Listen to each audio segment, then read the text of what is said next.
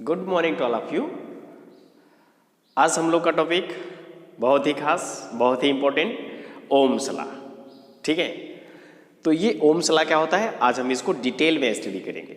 ठीक है, हो सकता है टाइम आपका ज़्यादा लगे, लेकिन हम इसको डिटेल में सीखेंगे। ठीक है, ओके।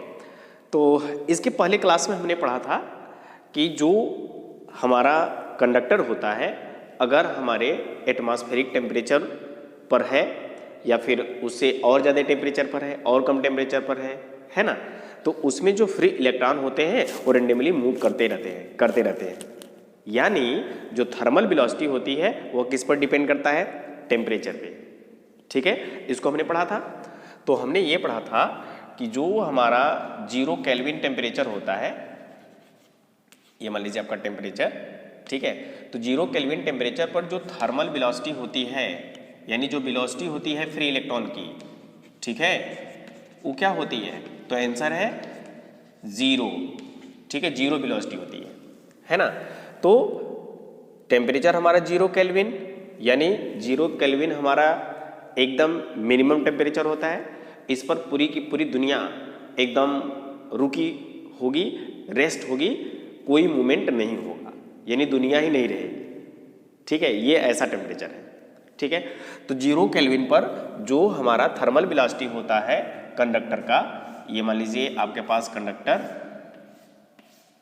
ठीक है, और ये कहीं कहीं थर्मल टेम्परेचर है, इसका टेम्परेचर है, और ये फ्री इलेक्ट्रॉन,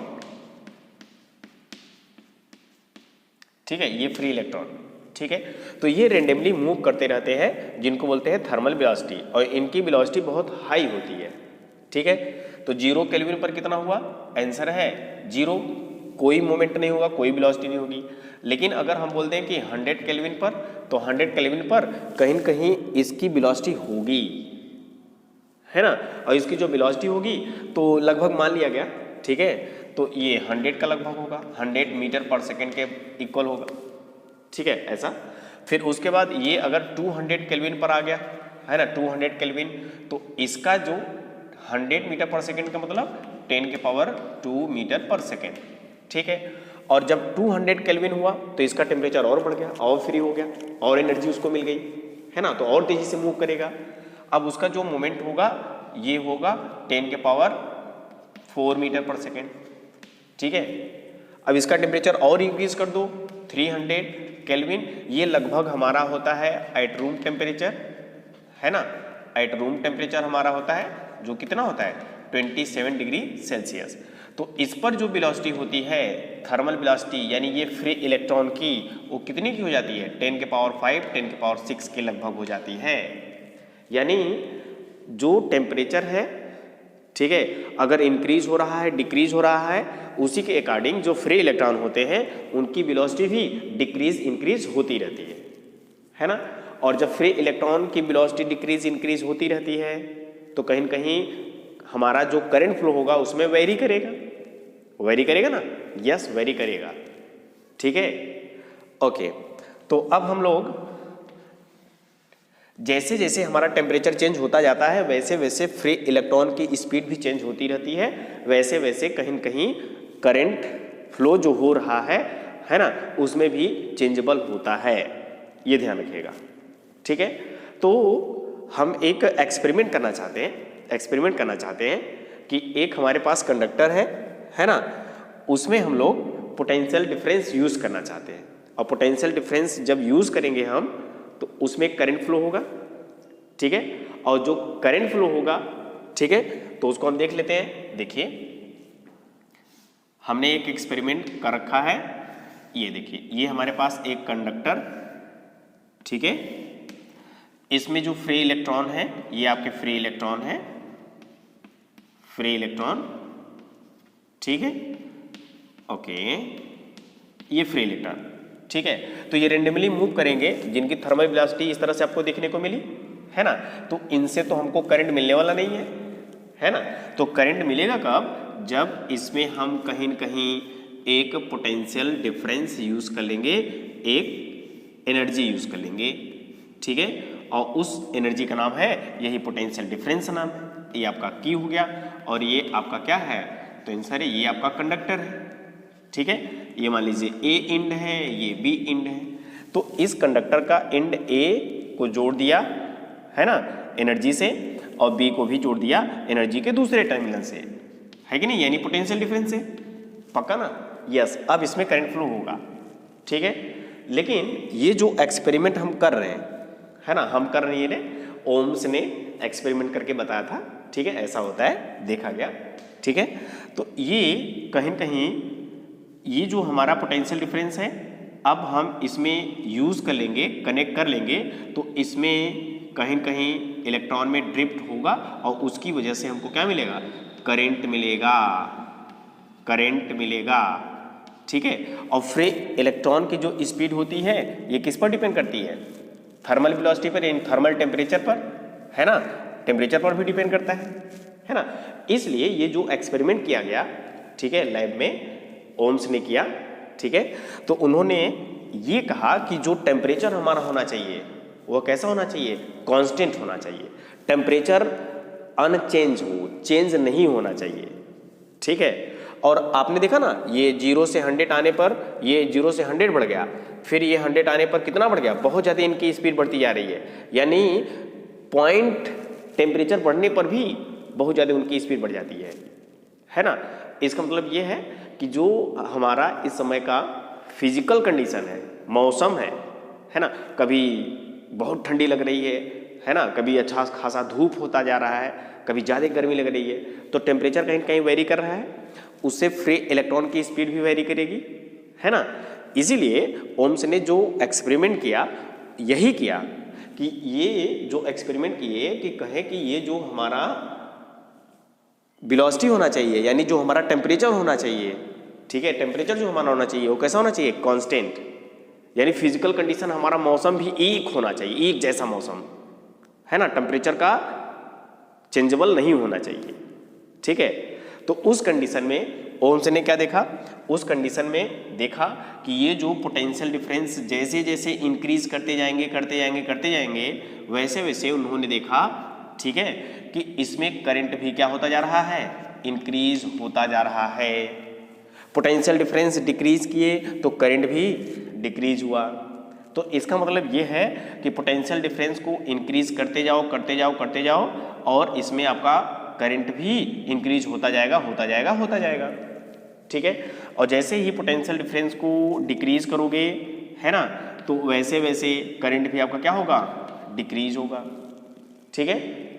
लेकिन कंडीशन कौन सा है, जो फिजिकल कंडीशन है जिसको हम मान लेते हैं कि टेम्परेचर, वो कैसा होना चाहिए, कांस्टेंट, ठीक है।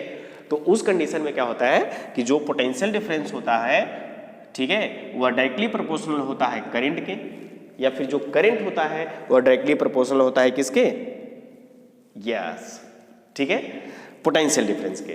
तो ये उनका स्टेटमेंट हुआ, ठीक है, एट कांस्टेंट टेम्परेचर, या फिर हमारा जो फिजिकल कंडीशन है, ठीक है, वह क्या होना चाहिए, कांस्टेंट होना चाहिए, ठीक है।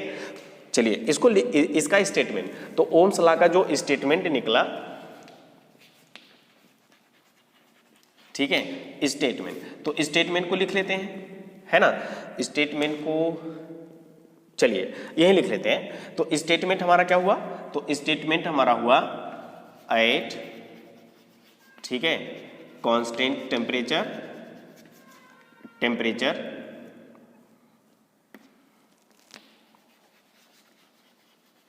या फिर हम कहेंगे कि जो हमारा फिजिकल कंडीशन है, ठीक है, फिजिकल कंडीशन अच्छे से लिखिएगा खूब, ठीक है, फिजिकल कंडीशन कैसा हो, कांस्टेंट हो। तो एट कांस्टेंट टेम्परेचर या फिर फिजिकल कंडीशन, ठीक है, कांस्टेंट हो, ठीक है, तो फिर क्या होगा, the current flow in conductor is directly proportional to potential difference. लिख लो, द, ठीक है, current flow in conductor is directly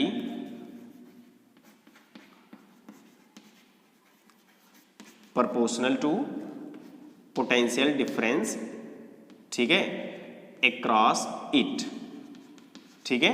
ये इसके अक्रॉस, यानी कंडक्टर के अक्रॉस जो पोटेंशियल डिफरेंस है वह डायरेक्टली प्रोपोर्शनल हुआ किसके, तो आंसर है जो इसमें करंट है। तो जितना ज़्यादा पोटेंशियल डिफरेंस उतना ज़्यादा करंट, जितना ज़्यादा करंट उतना ज़्यादा पोटेंशियल डिफरेंस। ठीक है, ये हमारा है स्टेटमेंट। तो ओम्स लॉ का स्टेटमेंट क्या हुआ, एट कांस्टेंट टेम्परेचर या फिजिकल कंडीशन, हमने आपको बताया मौसम, ठीक है, कैसा होना चाहिए कांस्टेंट, तो करंट जो होगा कंडक्टर में, ठीक है, वह डायरेक्टली प्रोपोर्शनल होगा किसके, पोटेंशियल डिफरेंस के। ठीक है, ये हुआ इनका स्टेटमेंट। ठीक है, तो यहाँ से मिलता है हमको, यहाँ से हमको मिलता है दैट इज मैथमेटिकल टर्म में हम लोग लिखते हैं, है ना, I इज इक्वल टू क्या मिला, V, ठीक है, या फिर इसी को लिख लेते हैं V प्रोपोर्शनल I। ठीक है, तो current is directly proportional to potential difference या potential difference is directly proportional to current, ये हमारा हुआ। समझ में आ गया? ठीक है, तो अब ये देखिए, तो प्रोपोर्शनल साइन हटता है ना, तो प्रोपोर्शनल साइन हटता है तो एक प्रोपोर्शनैलिटी कांस्टेंट आता है ना, यस, और इक्वल आता है। तो प्रोपोर्शनल को हटाओगे तो एक इक्वल आएगा विथ एक कांस्टेंट आएगा, और उस कांस्टेंट का हमने सिंबल रख दिया R, ठीक है, R, और ये रहा आपका I। ठीक है, तो ये कहीं न कहीं मैथमेटिकल टर्म हुआ ओम्स लॉ का, यही है आपका ohm's law. V is equal to I into R, तो V क्या है, पोटेंशियल डिफरेंस, ठीक है, I क्या है, आंसर है करंट, R क्या है, R यहाँ पर कांस्टेंट, ठीक है, और ये जो R है कांस्टेंट आपका, अब इसके बारे में हम लोग थोड़ा सा पढ़ लेते हैं। ठीक है, ओके, तो देखिए, तो ये जो R है आपका, ये एक कांस्टेंट है ना, इसका नाम है, लिख लो, where R is a constant, और जिसको बोलते हैं proportionality constant.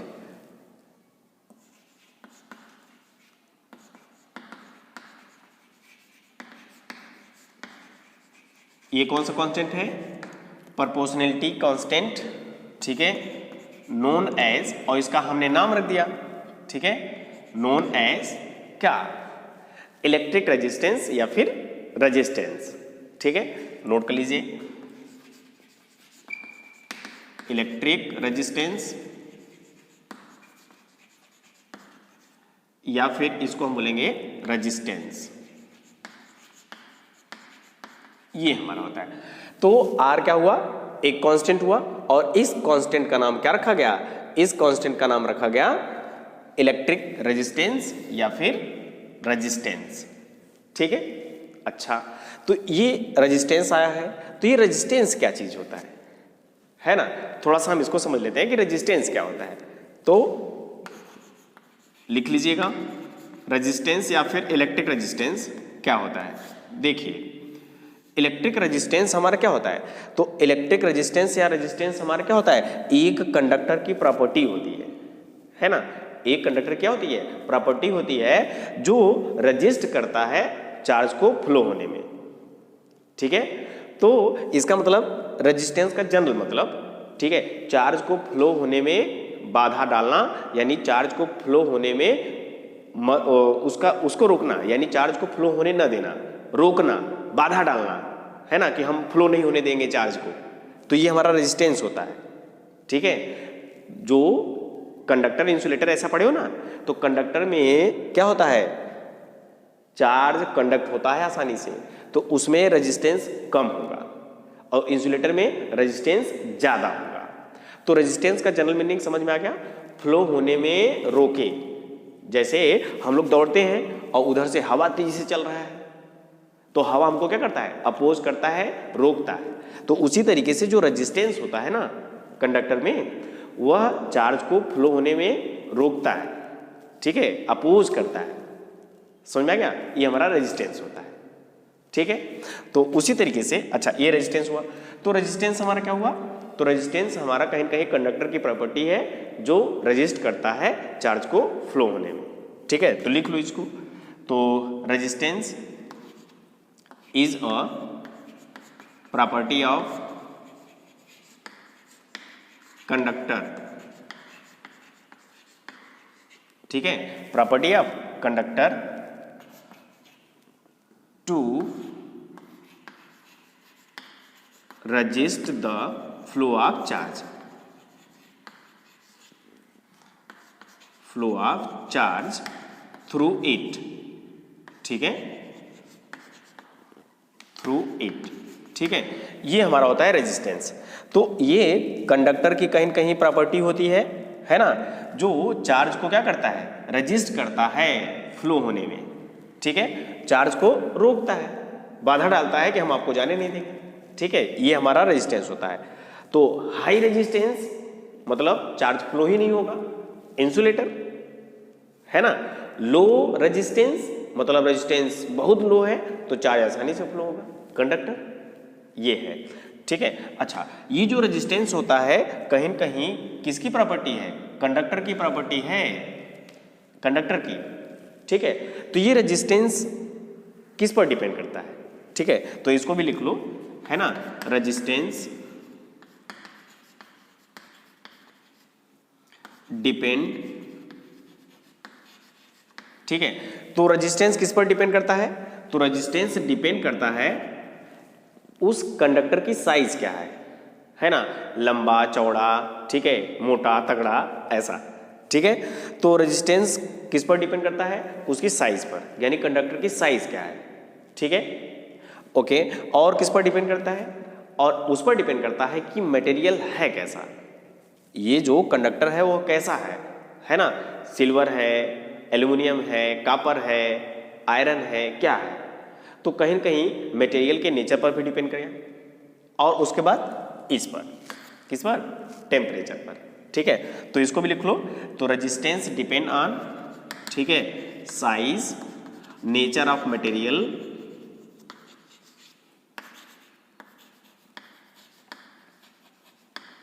Nature of material, ठीक है, और किस पर डिपेंड करता है, आंसर है टेम्परेचर पर, ठीक है, बात समझ में आ गया, ठीक है। तो यहां तक लिख लीजिएगा। अब हम इसको करते हैं इरेज, ठीक है।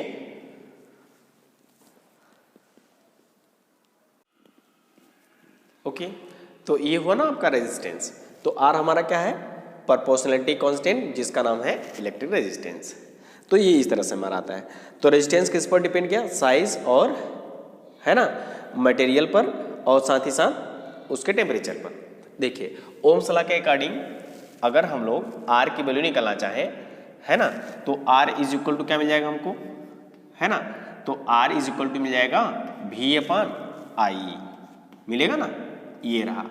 Resistance is equal to potential difference divide by electric current, ये भी हमको मिला, ये इस तरह से, ठीक है ना। अब हम लोग रेजिस्टेंस को थोड़ा सा और पढ़ लेते हैं। तो रेजिस्टेंस जो हमारा है यह एक कांस्टेंट है ना। अब हम इसकी एसआई यूनिट पर आते हैं, ठीक है। तो देखिए एसआई यूनिट ऑफ रेजिस्टेंस क्या होगा, एसआई यूनिट ऑफ रेजिस्टेंस क्या होगा, SI unit of potential difference divide by SI unit of current, very good, SI unit of current, ये हमारा हुआ, है ना।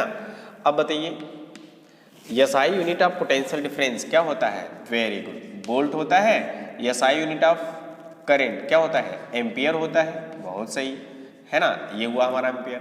तो इसको हमने शॉर्ट फॉर्म में लिखा V बाई ए, या फिर इसको लिखा वोल्ट पर एम्पियर, ठीक है, या फिर इसको हमने लिखा वोल्ट एम्पियर इनवर्स, ये हमारा रहा।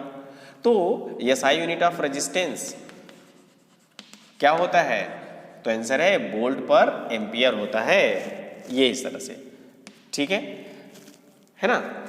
देखिए अब देखिए, अगर मान लीजिए आपके पास ये कंडक्टर है ना, ये एक कंडक्टर है और इसको हमने एक पोटेंशियल से ऐड कर दिया, यहाँ पे स्विच लगा दो, ये की, ये पोटेंशियल आपका, और ये रहा, है ना।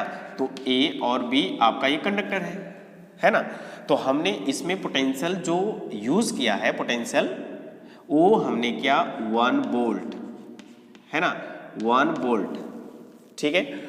और इसमें अब करंट फ्लो होगा जब स्विच को क्लोज करोगे, तो करंट फ्लो होगा, आंसर यस। तो जो करंट फ्लो हुआ ना वह हुआ 1 एम्पियर। ठीक है, अब बताइए इस कंडक्टर का रेजिस्टेंस क्या होगा?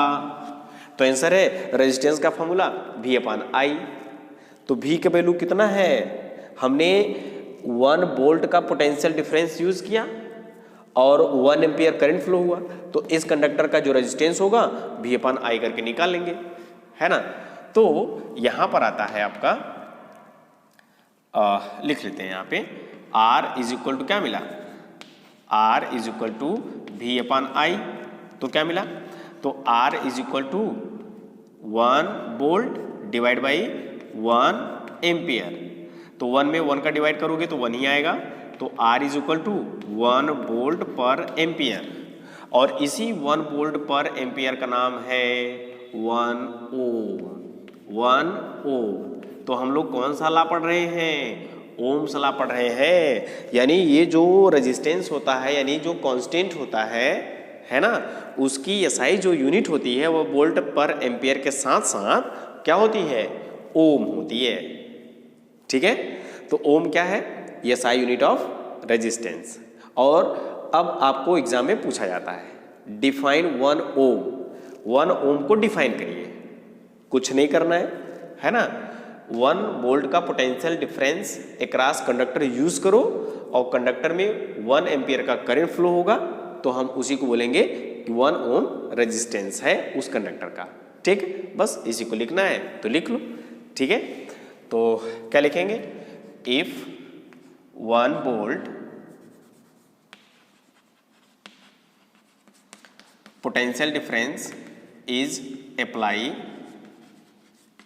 across, ठीक है, end of conductor, then 1 ampere current flow. ठीक है, 1 एम्पियर पूरा लिख लेना। 1 एम्पियर करंट फ्लो, ठीक है, थ्रू इट,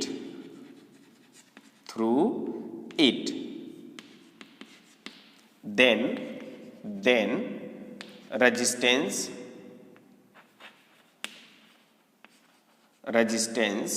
will be, है ना, 1 ओम। 1 ओम, ये ओम का सिंबल है, इसको ओमेगा भी बोलते हैं। ठीक है, ये 1 ओम, ये रहा ओम। ठीक है, या कभी कभी इसको बोलते हैं ओमेगा। ठीक है, ओमेगा। ठीक है, ये हमारा होता है। तो ये रहा 1 ओम का डेफिनेशन। तो 1 ओम का definition, if 1 volt potential difference is apply, है ना, across end of conductor, then 1 ampere current flow in conductor. ठीक है, देन वी से दैट, ठीक है, resistance of 1 ohm of conductor. ठीक है, तो ये इस तरह से आप 1 ओम को डिफाइन कर सकते हो। ठीक है, तो ये रहा 1 ओम का डेफिनेशन। समझ में आ गया? ठीक है, तो कुछ हम और सीख लेते हैं इसके बारे में आगे। ठीक है, तो यहां तक नोट कर लीजिएगा। ठीक है,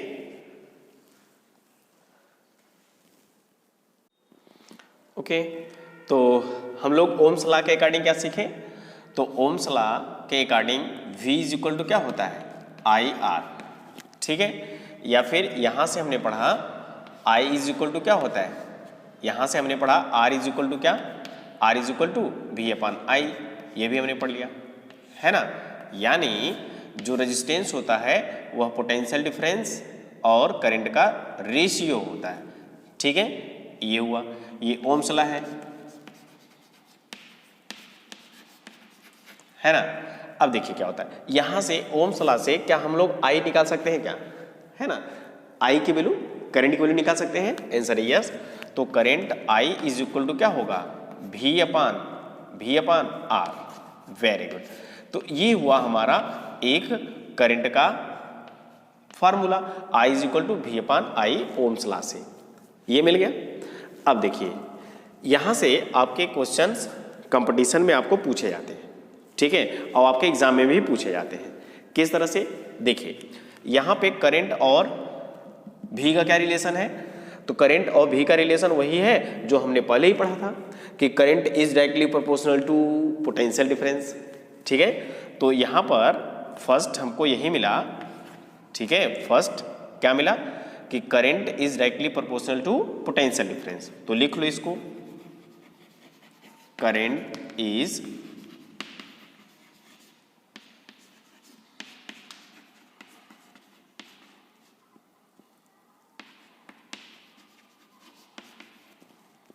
करंट हुआ ये पोटेंशियल डिफरेंस के डायरेक्टली प्रोपोर्शनल हुआ, ठीक है। दूसरा क्या हुआ, करंट और रेजिस्टेंस का कैसा रिलेशन है, तो करंट और रेजिस्टेंस का रिलेशन है इनवर्सली प्रोपोर्शनल, ठीक है। तो यहां पे आपका हुआ करंट इज इनवर्सली, है ना,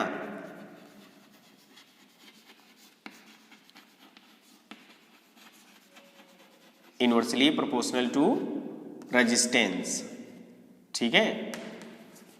चलिए ये हुआ आपका रेजिस्टेंस। तो करंट डायरेक्टली प्रोपोर्शनल हुआ पोटेंशियल डिफरेंस के और करंट इनवर्सली प्रोपोर्शनल हुआ रेजिस्टेंस के, ठीक है। चलिए यहाँ पे थोड़ा सा हम एक कंक्लूजन निकालते हैं, यहाँ से इंपॉर्टेंट कंक्लूजन क्या मिलता है, ठीक है। देखिए मान लीजिए हमारे पास ये एक कंडक्टर है ना, ये कंडक्टर, और इसमें हमने पोटेंशियल डिफरेंस यूज किया V पोटेंशियल डिफरेंस यूज किया, और ये है आपका की, और ये है आपका AB एक कंडक्टर है ना, कंडक्टर है, ठीक है। तो जैसे हम स्विच को क्लोज करेंगे तो इसमें करंट फ्लो होना शुरू होगा, तो आंसर है यस। हमने मान लिया करंट फ्लो हुआ कितना I, और इस कंडक्टर का जो रेजिस्टेंस है वो हमने मान लिया R है। तो हमको क्या क्या गिवन है, एक कंडक्टर है जिसमें हमने पोटेंशियल डिफरेंस अप्लाई किया V, तो करंट हमको कितना मिला I, और इस कंडक्टर का रेजिस्टेंस R, समझ रहे ना। तो इनके तीनों का रिलेशन क्या हुआ, तो इन तीनों का रिलेशन यही हुआ हमको, है ना, I is equal to V/R, Ohm's law के अकॉर्डिंग ये हमको मिल गया, बात सही है। अब देखिए अगर हम कहें कि अब यहां से देख लो, ठीक है ना, इससे हमको क्या मिला, यही रिलेशन लिख लो, देन, है ना, current I is equal to V/R। अब देखो जैसे हम इस पोटेंशियल का जो पोटेंशियल डिफरेंस है उसको हम चेंज करें तो क्या करंट चेंज होगा, आंसर यस, चेंज होगा, है ना। अगर हम इस पोटेंशियल का जो पोटेंशियल डिफरेंस है इंक्रीज करें तो करंट क्या होगा, इंक्रीज होगा, क्योंकि डायरेक्टली प्रोपोर्शनल है ना, पहले ही स्टेटमेंट में ही लिखा गया था, है ना। पोटेंशियल डिफरेंस इंक्रीज करोगे तो करंट इंक्रीज होगा, है ना। तो अब हम करते हैं इस पोटेंशियल को डबल, ठीक है, तो करंट क्या होगा, वेरी गुड, तो आंसर वो भी डबल हो जाएगा, ठीक है ना, ये लिखना है। तो ये हुआ हमारा, कब हुआ, जब हमने पोटेंशियल डिफरेंस यूज किया V, रेजिस्टेंस है R, और करंट हुआ I फ्लो, तो current I is equal to V/R, ये मिला, ठीक है। अब हमने किया इफ, ठीक है, पोटेंशियल डिफरेंस इज डबल, अब हम पोटेंशियल डिफरेंस को डबल कर दे रहे हैं, ठीक है, that is V is equal to क्या मिलेगा, V इज इक्वल टू हमें मिला 2V, तो इस पोटेंशियल को हमने डबल कर दिया, ठीक है। तो करंट क्या होगा, तो करंट I डैश, यानी नया करंट होगा, करंट भी चेंज होगा ना, इसलिए हम उस करंट को मान लिए कि कोई करंट दूसरा होगा, उसको हमने मान लिया I डैश। जब V को 2V किया, ये ध्यान रखिएगा, तो करंट I डैश क्या हो जाएगा, V/R, तो V क्या है 2V, ये रहा 2V, है ना, डिवाइड बाई रेजिस्टेंस आपका वही है, रेजिस्टेंस हम चेंज नहीं कर रहे हैं, ठीक है, तो ये रहा आपका R, ठीक। अब देखिए तो यहां से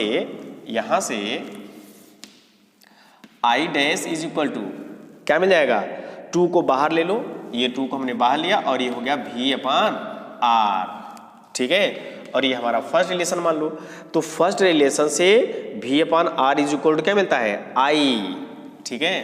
तो यहाँ पे जो नया करंट हुआ, जब पोटेंशियल डिफरेंस को हमने डबल किया, तो जो नया करंट है ना, ये हुआ 2 इंटू V/R, तो V/R क्या है, जब V और I करंट फ्लो हो रहा था आर रेजिस्टेंस था तो I is equal to V upon R था, यानी पहले था, तो ये हुआ पहला वाला।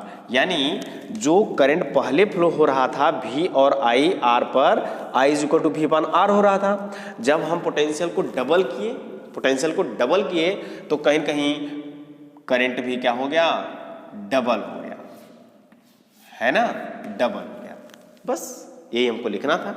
तो if potential difference is double, that is V is equal to 2V, then current is double. ठीक है, करंट इज डबल, ये भी हमारा है। तो जब पोटेंशियल डिफरेंस को डबल करोगे तो करंट भी क्या हो जाएगा, डबल हो जाएगा, ये हमने देखा। ठीक है, अब देखो अगर हम पोटेंशियल डिफरेंस को हाफ कर दें, है ना, if potential difference is half, ध्यान रखिएगा हाफ, तो क्या होगा, तो V इज इक्वल टू क्या होगा, हाफ हो जाएगा, यानी आधा हो जाएगा। ठीक है, तो करंट क्या होगा, तो नया करंट जो होगा V अपान आर, तो V की वैल्यू क्या है, V/2, V की वैल्यू V/2 इंटू आर वही है आपका, वायर आपका वही है, ये हुआ आपका। तो इसको आपने क्या लिखा, है ना, 1/2 इंटू V अपान आर।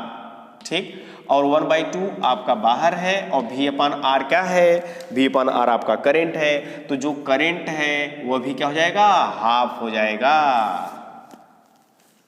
है ना, यस। तो ये हमको कहीं न कहीं जो I और V का रिलेशन है वो क्या है, डायरेक्टली प्रोपोर्शनल। करंट बढ़ाओ पोटेंशियल डिफरेंस बढ़ाओ, करंट बढ़ेगा, करंट बढ़ाओ पोटेंशियल बढ़ेगा, है ना, घटाओ तो घटेगा, बढ़ाओ तो बढ़ेगा, ये हमारा हुआ। अब इससे भी कहीं इंपॉर्टेंट, जो हमारा करंट है ना, वह इनवर्सली प्रोपोर्शनल है किससे, रेजिस्टेंस से। अगर हम रेजिस्टेंस को डबल करें तो क्या होगा, ठीक है, यहां पे लिख लेते हैं, इफ, है ना, रेजिस्टेंस आर डबल, ठीक है, रेजिस्टेंस हम डबल करें, that is R is equal to क्या मिलेगा, 2R। ठीक है, तो बताइए करंट का क्या होगा, तो कहीं कहीं हमको नया करंट मिलेगा, नया करंट मिलेगा ना, यस। तो जो नया करंट मिलेगा, और करंट का फॉर्मूला V अपान आर, तो V आपका वही है, पोटेंशियल आपका वही है, लेकिन रेजिस्टेंस को आपने डबल किया हुआ है, तो ये रहा आपका 2R। ठीक है, तो new current is equal to half, आप बाहर ले लो, यानी 1/2 हो गया, और V अपान आर। ठीक है, तो V अपान आर, तो V अपान आर क्या चीज है, करंट है ना। तो जो नया वाला करंट होगा वो क्या हो जाएगा, आधा हो जाएगा, हाफ हो जाएगा पहले वाले करंट का। ठीक है, यानी रेजिस्टेंस डबल करो तो करंट आधा हो जाता है, क्या बात है। ठीक है, तो ये कहीं कहीं I और R का इनवर्सली प्रोपोर्शनल है, रिलेशन जो है इनवर्सल है। ठीक है, तो ये रहा करंट के लिए। अब रेजिस्टेंस को अगर हाफ कर दोगे तो क्या होगा, ठीक है, अब यहां पर लिख लो, इफ रेजिस्टेंस इज हाफ। ठीक है, रेजिस्टेंस हमारा हाफ हो, ठीक है, तो क्या होगा, तो आंसर है जो रेजिस्टेंस होगा हमने उसके प्लेस पर R/2 रखा, तो जो न्यू करंट होगा I dash is equal to क्या होगा, V अपान आर, V आपका चेंज नहीं होगा, ये रहा आपका V अपान आर, R तो चेंज हो रहा है ना, R, तो R क्या कर रहा है, R जो हमारा है हाफ है, तो ये रहा R/2, अब 2 आपका ऊपर होगा, तो नया करंट I डैश इक्वल होगा, ये हुआ 2 इंटू V अपान आर, ये 2 ऊपर आ गया ना, यहाँ इसके साथ मल्टीप्लाई हो गया, तो new current is equal to 2 into V upon R, कहीं कहीं करंट है, तो जो करंट हमारा है उसका 2 टाइम होगा जब हम रेजिस्टेंस को हाफ करते हैं। ठीक है, तो ये हमको कंक्लूजन समझ में आना चाहिए, और इसी के बेस पर ढेर सारे न्यूमेरिकल हमको मिलते हैं। ठीक है, तो हमने आज की क्लास में क्या सीखा, आपको सब समझ में आ गया। तो आज की क्लास में हमने सीखा कि ओम्स लॉ होता क्या है। ठीक है, ओम्स लॉ का स्टेटमेंट सीखा बहुत ही कॉन्सेप्ट तरीके से। ठीक है, और फिर उसके बाद हमने उसका मैथमेटिकल फार्मूला पढ़ा V = IR से। तो R क्या है ना, ढेर सारे इन सबको हमने स्टडी किया। ठीक है, तो आज के लिए बस इतना ही। और फिर से अब हम लोग का जो अगला क्लास होगा वो होगा इसी से रिलेटेड बहुत सारे न्यूमेरिकल। ठीक है, बहुत ज़्यादा न्यूमेरिकल कराएंगे। ओके, तो आज की क्लास कैसा लगा, और अगर आपको ये क्लास अच्छा लगा हो तो लाइक शेयर सब्सक्राइब ज़रूर करें। ठीक है, तो आज के लिए बस इतना ही। Thank you.